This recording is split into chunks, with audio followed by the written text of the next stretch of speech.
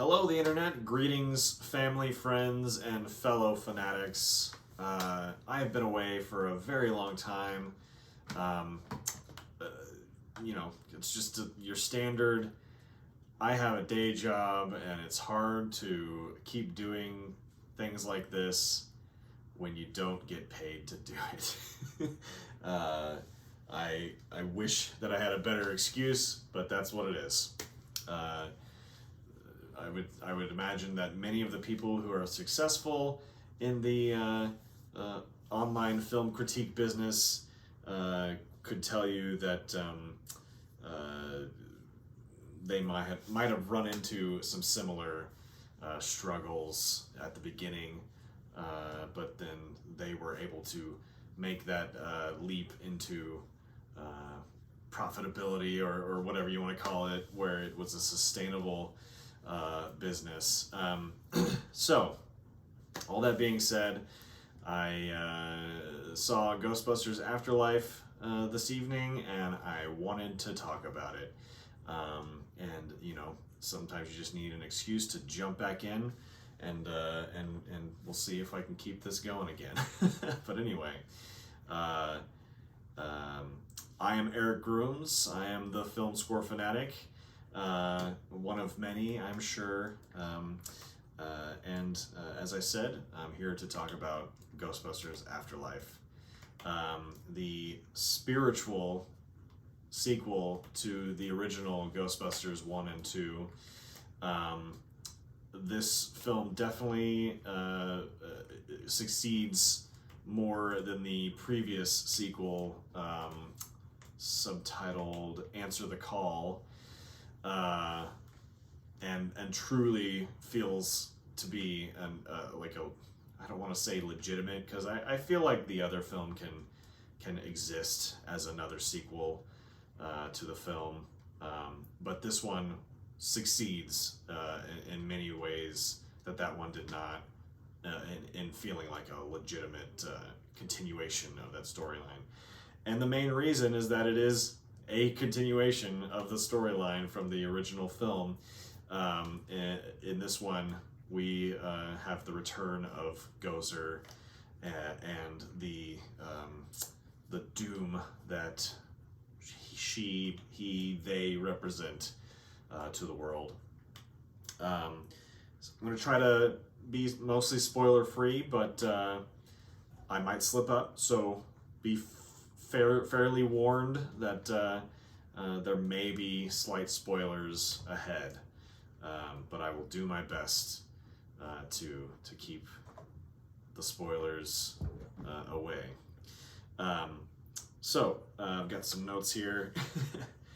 I feel like every aspect of this film was simultaneously successful and flawed. The story, as I said previously, is a direct continuation of the original storyline. So it automatically fits. It feels comfortable and right. But many of those story bits felt a little too similar.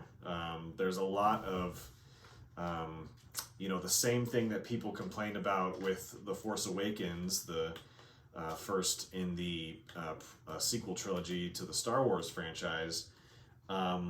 It was very similar in this. Like a lot of the plot points kind of had the same beats as the original Ghostbusters. That being said, it is aided by being in a different location entirely. So it's not, that can make it feel a little bit different inherently. And the characters are obviously a different set of archetypes and whatnot. So I'm watching at the corner of my eye, a little behind the scenes here. I have kittens now that I have had for a year and a half or so, and they are exploring all of the lighting and things like that. So I'm keeping an eye on that activity. But anyway, back to the review. The music, again, comforting in its familiarity, but again, a little too similar in my opinion. It is successful in the fact that it is hearkening back to the original music from Elmer Bernstein, but who's the new Rob Simonson is the new composer for this film, and I was wondering if the composer of the original films was still alive. I didn't look that up once I saw that it was a different composer, but it is so similar. It is not just similar, like it's literally the same music for most of the film, which, as I said, is comforting in its nostalgia. But I would have hoped for, like maybe one or two similar phrases called back to, but like it seemed like everything was using the same music. Now, to be fair, I love John Williams, and a lot of the Star Wars themes were reused again and again, but I can immediately counteract my argument there, in that John Williams also created new themes for like every character in all the new movies. Like, he was constantly evolving the musical characterization of those films, and it's not fair to compare every composer and every musical score to the work of the master of the film score, but it does give me some context on whether this was successful or not. So yeah, I think it was successful in that it does call back the nostalgia, but it could have been better in my opinion. Where's my notes here? The characters, mostly charming additions to the story. The only problem I had was some of them were pretty surface level characterizations, and maybe I think that could be because there was probably some cuts and whatnot to tighten up the film, so to speak. But there were also a lot of like head scratching character moments.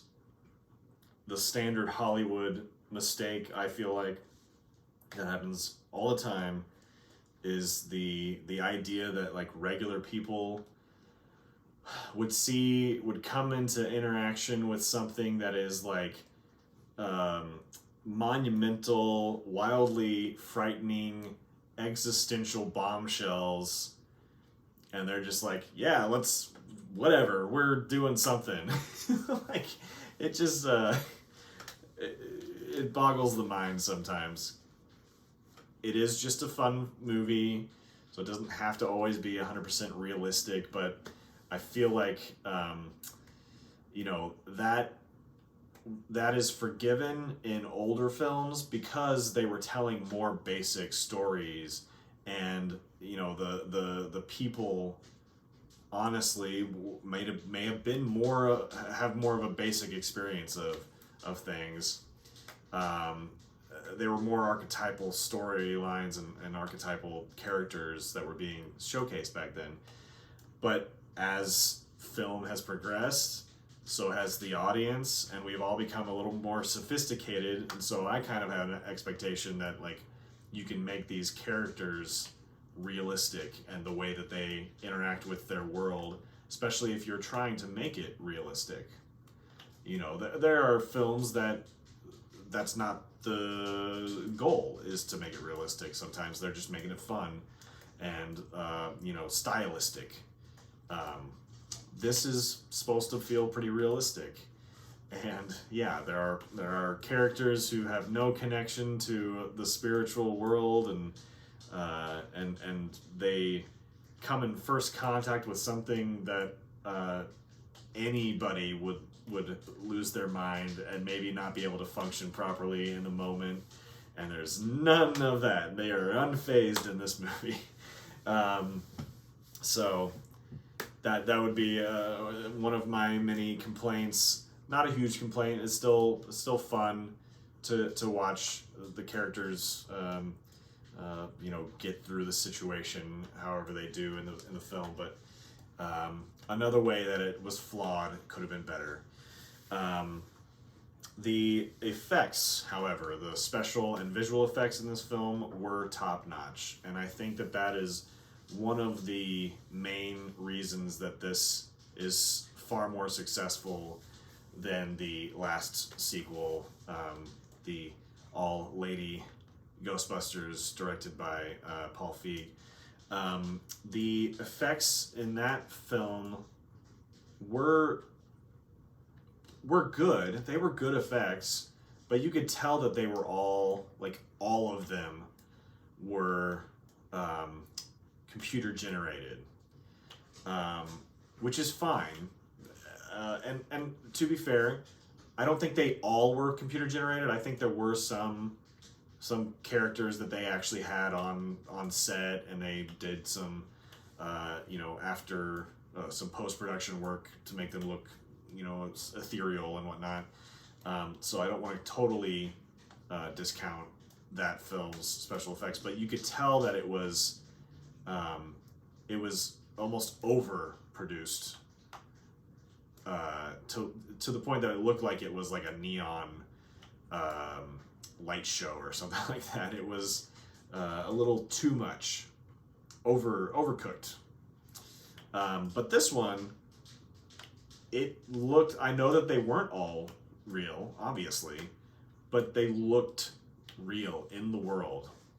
And that could also be a result of the setting, that it was in a small town, so there is less flashy lights and stuff it's a smaller area, and so you're just going to see these spirits interacting in a way that makes them seem maybe more tangible. I don't know, but it definitely felt like these could look like puppets that are being overdone with some after effects, and maybe they were, maybe they weren't, and they're just good. The artists these days are good at mimicking that look in their computer generated images. I think this was a much better visually than the previous attempt. The return of Gozer was especially fun for me because it not only found a fun way to tie in the reason that there was a Gozer coming to the Manhattan high-rise, and also coming to this random place in Oklahoma. I thought that was one of the better story beats. Unfortunately, it's a little undercooked because they don't give us much else in the details of that story, which I'm guessing is another casualty of cutting for time. There's probably a lot of stuff that ended up on the cutting room floor that would have illuminated more of that storyline, but there is a fun way that they tie in why there was a portal or whatever to the netherworld to bring Gozer to Manhattan, and why there's one in Oklahoma in some random place. Fun side story for anyone who doesn't know, and you can look this up. This kind of truly, I think, feels like a genuine sequel in the spirit of the storyline, because it more closely resembles the reality of kind of where Ghostbusters came from in the first place, and that is Dan Aykroyd's family kind of had ghost stories that they talked about, and I want to say his grandfather or something like that, who lived in a small town in the middle of America, and had like very similar, like they clearly took some of this story elements from his own real life family history of spooky happenings and beliefs and whatnot, and kind of translated it into one of the Ghostbusters has a similar story beat. So, but yeah, the return of Gozer was also very fun. I think I'm already seeing online that a lot of people are asking the question, is that Olivia Wilde? And I'll go ahead and let you know right now, it's not. But it looks very much like her. My brother and I both thought that and expressed that afterwards. But I was especially pleased to be able to have called out who the voice was. I could tell because they didn't have to do a whole lot of modulating or anything like that. I don't believe because it was Shoirei Ogdashlu, so bad with that name, who you would know from The Expanse if you're a fan of The Expanse. I'm sure she's been in many, many other things, but she has a very, very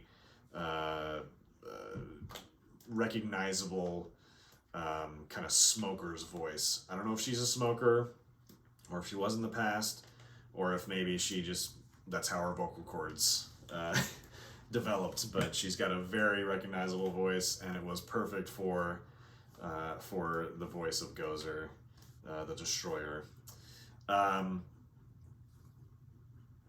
What else? The new cast, Carrie Coon, Paul Rudd, the children are Finn Wolfhard from Stranger Things, and Mackenzie Grace, or McKenna Grace, sorry, McKenna Grace. She's an up and comer. She was in a movie with Chris,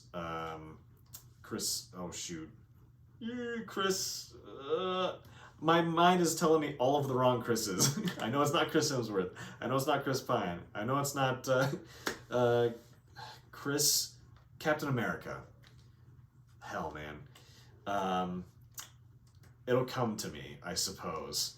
But she was in some movie with him where she was like a daughter. He's like an uncle or something like that, and he like takes her in because she's gifted or something like that. But anyway, you can look her up.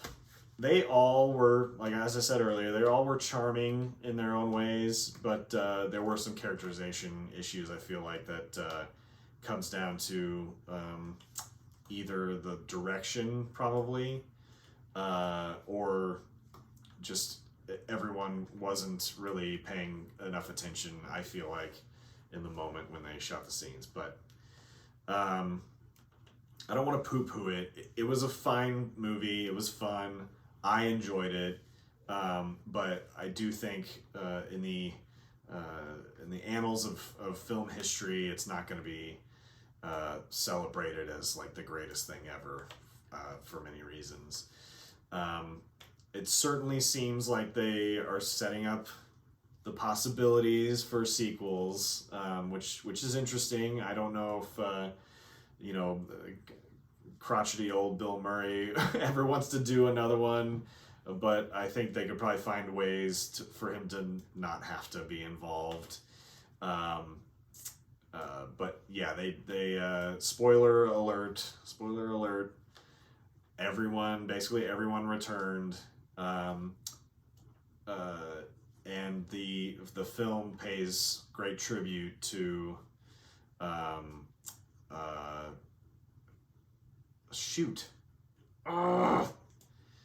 Egon, but I'm drawing a blank on his real name. Harold Ramis. Uh, so like all those originals are in the movie, and even Sigourney makes an appearance, and Annie Potts, and all of them. But yeah, I think it's just a fine movie. It's not the greatest. It has its flaws, but it's a good time. I think most people would enjoy themselves for the most part. So yeah, I recommend it if you just want to have some fun. Um, One last thought I will say: this movie was supposed to come out last summer, I believe, but it was obviously delayed because of the pandemic in 2020. And when I say last summer, I don't mean like this last summer that we just passed through. Summer 2020. So it got delayed for a long time. I was thinking when the movie started tonight, and they had a great like kind of spooky, fun opening action sequence. I was like, man, this should have opened before Halloween. Like it should have been an October opening, which would have made for fun, spooky vibes. But it's fine where it's opened. But you can definitely tell that this was actually meant to be during the summer. It's the film, the story takes place in the summer. Um, so I wonder how it might have been received differently if it had come out in the summer when it was supposed to, or also my idea if it had come out a month ago in October, and people would be in that spooky mood still. But we'll see how it does. Otherwise, I thought it was okay, and I recommend it. And yeah, I'm gonna stop rambling now. This is probably a really long review, but I have not built up the skills to be able to do this really well. So please forgive me. Please like and subscribe and add comments. Let me know what you thought. Friends, family, and fellow fanatics, give me feedback. And start a discussion. We'll talk about it and see if you agree with me or disagree. There's plenty more details that I would go into, but like I said, I'm trying to keep it as spoiler free as possible. One last thought. Stay through the credits because there's several different moments in and around all the credits, all the way to the very end. So. Stick around if you're there and you're willing. But yeah, I have been Eric Grooms, the Film Score Fanatic, and I will talk to you next time.